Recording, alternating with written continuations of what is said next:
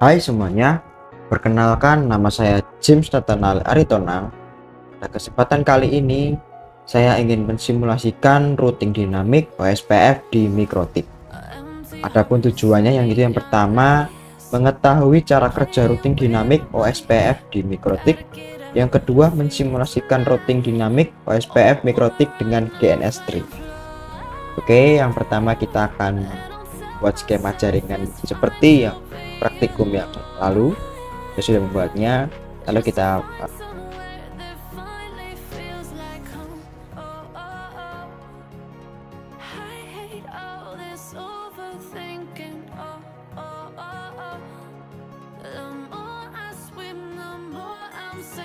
Oke, karena sudah hijau semua berarti sudah bisa dinyalakan. Lalu kita akan buat seperti ini dahulu biar kita bisa men-setting-settingnya dengan lebih gampang ya. Kedua juga sama.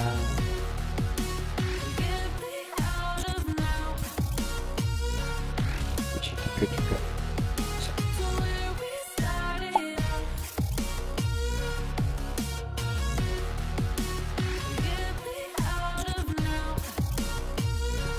isi web server.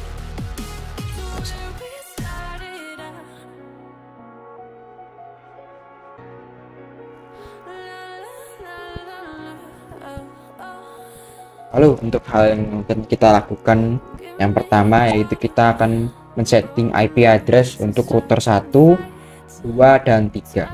Oke, perlu diingat router 1 itu adalah PC 1 dan router 2 adalah PC 3 dan router 3 adalah web server ya.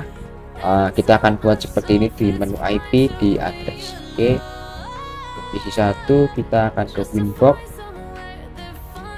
Kita masuk ke MAC addressnya, kita connect bagian IP terus address. Oke, kita hapus yang dulu, lalu kita tambahkan 12.12.12.1/24.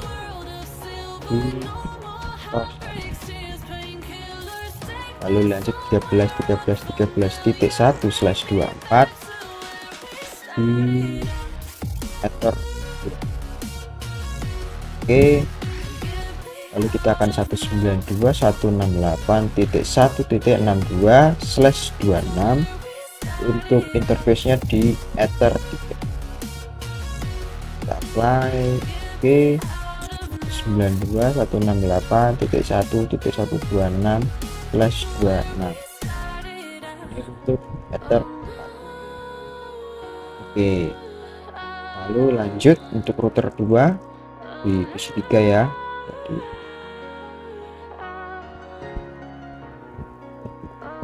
kita akan masuk aplikasi Winbox terlebih dahulu.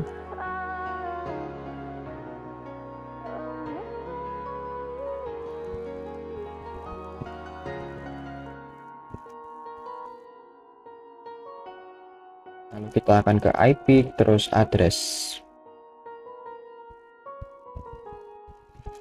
Kita tambahkan 12.12.12.2/24 untuk ether 1.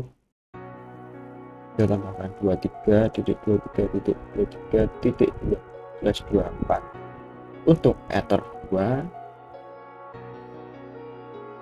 Oke, lalu kita akan tambahkan IP address lagi 192.168.2/25. interface-nya ada di ether 3.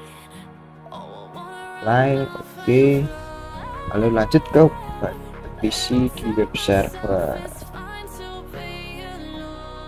Jangan lupa kita konekkan dulu di address-nya. Oke, kita akan di router web server. Oke ya, kan 13.13.13.3/24 23.23.23.3/24 bahkan 43.43.3/24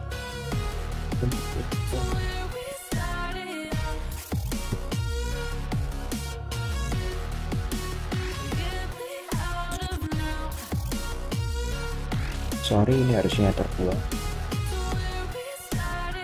Oke, lalu yang kita akan lanjut ke bagian D, yaitu setting routing OSPF. Oke, kita akan men-setting di router pertama ke bagian menu routing terus OSPF. Oke, bagian menu terus bagian routing OSPF di area networks. Kita plus, kita tambahkan 12.12.12.0/24. Kita apply, kita oke. Tambahkan kembali 13.13.13./24. Tambahkan 192.168.1.0/25. Lalu lanjut di router 2, bagian routing OSPF networks, tambahkan 12.12.12.0/24, 23.23.23.0/24,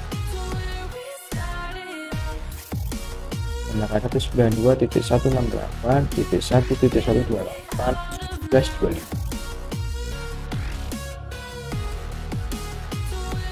Lalu ada di router 3, jadi di web server. Oke, kita ke routing, kita ke OSPF, kita ke area network, kita tambahkan 13.13.13.0/24, 23.23.23.0/24, 43.43.43.0/24. Oke, lanjut ke E, install web server. Download dan install web server XAMPP di PC server dari link berikut. Oke, kita cek ya apakah ada ya.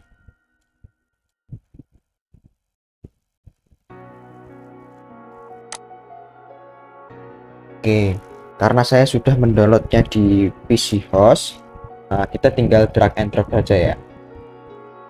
Saya sudah menginstalnya di bagian sini, lalu kita akan tinggal drag and drop saja. Nah, lalu kita akan install terlebih dahulu ya. Untuk XAMPP nya saya gunakan versi yang 1.8.2.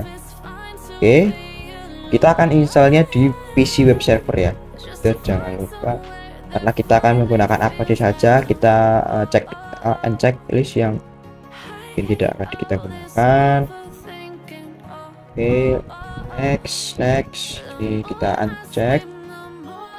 Oke, kita next, kita tunggu proses untuk penginstalan XAMPP nya.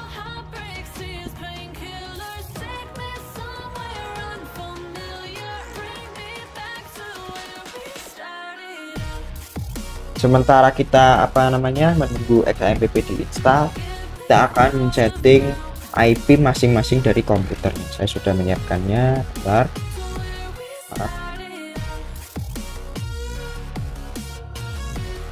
Untuk PC 1 ada di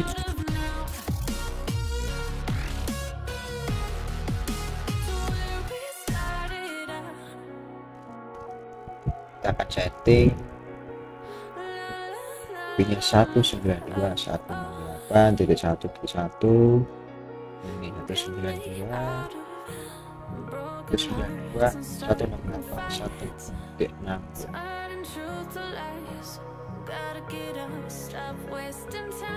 Lalu lanjut di PC kedua.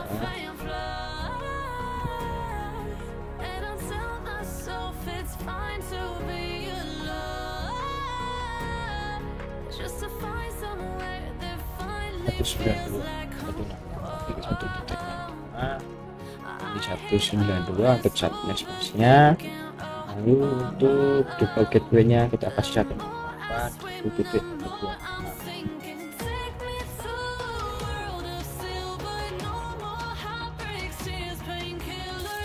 Oke, PC ketiga kita setting lagi, kita setting di properties, di internet protocol TCP/IP properties, kita sedikit 192.168.1.253. Untuk subnet masknya kita kasih 128. Untuk default gateway nya kita kasih 192.168.1.2. Oke. Nah, karena sudah XAMPP nya terinstall, kita finish dan kita start aja ya. Tahan saja. Nah, lupa apa aja. Sebelum itu kita setting dulu di itu internetnya. Kita kasih 43.1 ini 43.43.3 untuk default gateway-nya.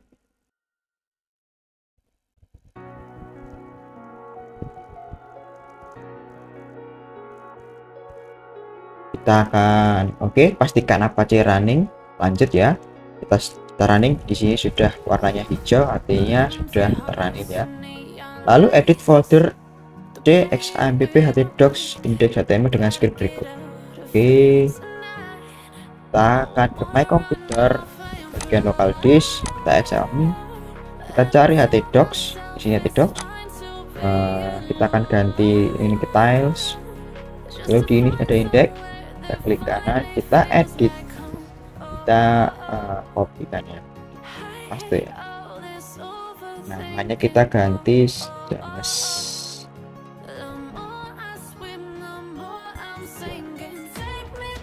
Kita Ctrl S shift. Untuk indeks PHP nya kita ganti apa namanya, kita tambahkan angka 1 di setelah ya. Coba akses web tersebut dari PC 1 dan PC 2, PC 3 menggunakan browser Firefox dengan alamat URL 143.43.43.1. Kita akan coba terlebih dahulu ya. Apakah bisa ya di Mozilla 43.43.1. Baik, saya selamat datang di web Jarkom GNS3 oleh James Nathanael Aritonang. NIM-nya 284. PC 2 kita akan coba dulu di PC 2. Apakah bisa di PC 2? Kita akan coba 43.43.43.1. Sama, bisa. Dan terakhir kita akan coba di PC ketiga. Apakah bisa? Kita coba 43.43.43.1 dan bisa. Oke, kita akan lanjut di ke DNS. Yang pertama, buat DNS di router 3, allow remote request. Oke, jadi kita akan ke web server terlebih dahulu. Kita X saja. Kita akan ke menu IP, terus DNS. Kita allow remote request. Kita ke bagian static. Kita plus. Kita kasih nama jarkom.com. Lalu untuk addressnya kita samakan dengan htdocs tadi ya. Jadi kita pengen membuka file HTML tadi tapi tidak menggunakan IP tapi melainkan menggunakan address. Jadi nama gitu ya, jarkom.com. Kita apply, kita oke saja. Buat DNS static jarkom.com 43.43.43.1. Yang ketiga, aktifkan DNS di PC 1, PC 2, PC 3. Oke, karena sebentar.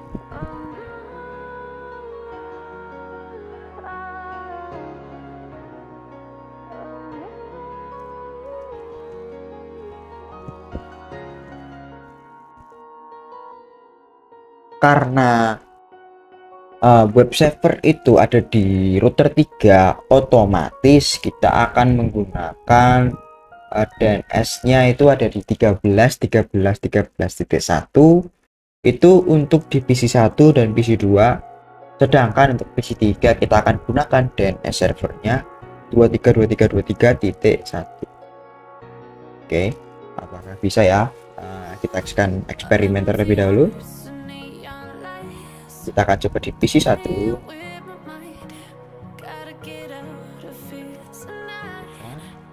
otomatis. Terus kita akan coba 13 titik 1, apakah bisa?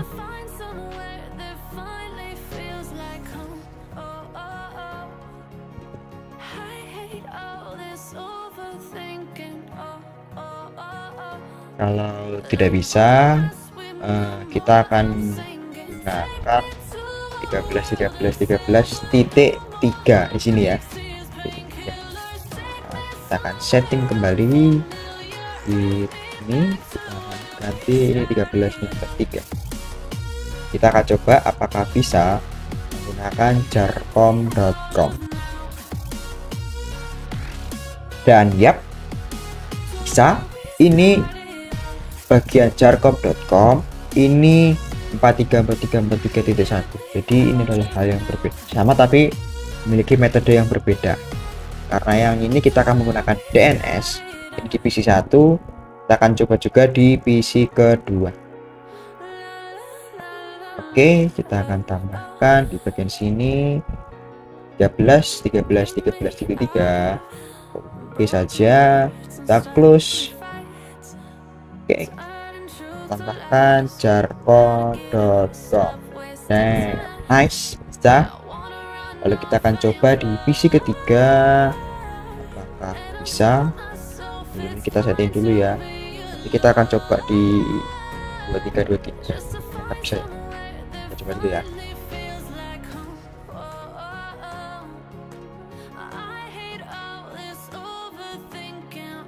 Itu 323. Oke, kita akan coba.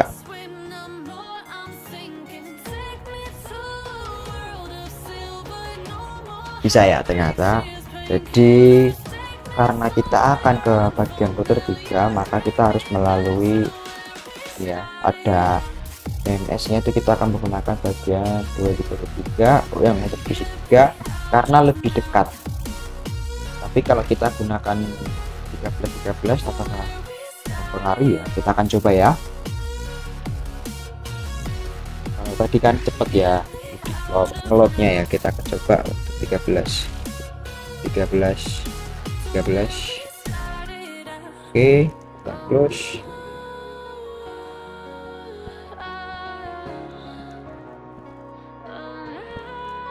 Bisa, sama-sama bisa ternyata. Baik, yang terakhir ada failover. Oke, kita akan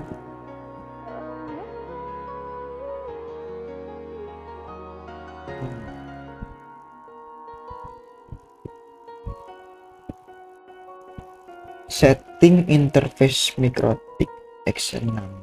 Oke, sebentar.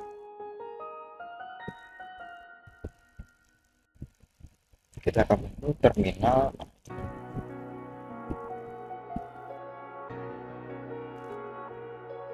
Kita akan copy.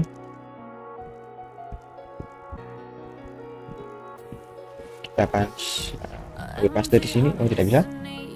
Sudah kita tulis saja. Add disable run check.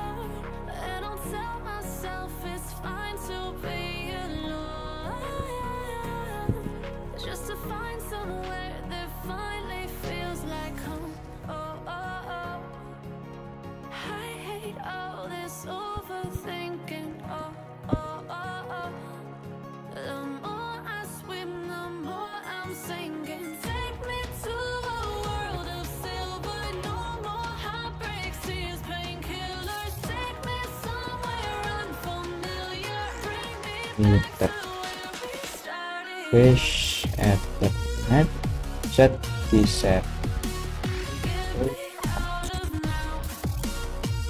ini cek nomor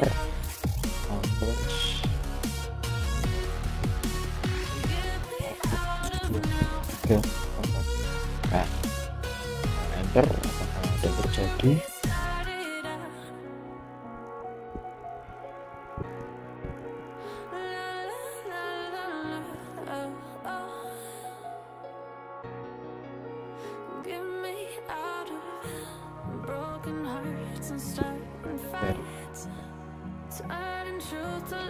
Coba ya kalau kita putus kabel R1 dan R3.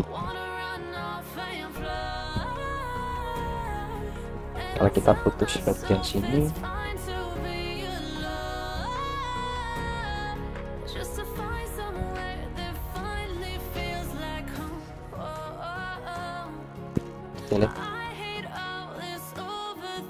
oke, lalu untuk telusuri jalur routing ke jarcom.com dari PC itu dengan perintah tracer-t jarcom.com. Oke, kita akan coba cmd, kita akan tracer-t jarcom.com.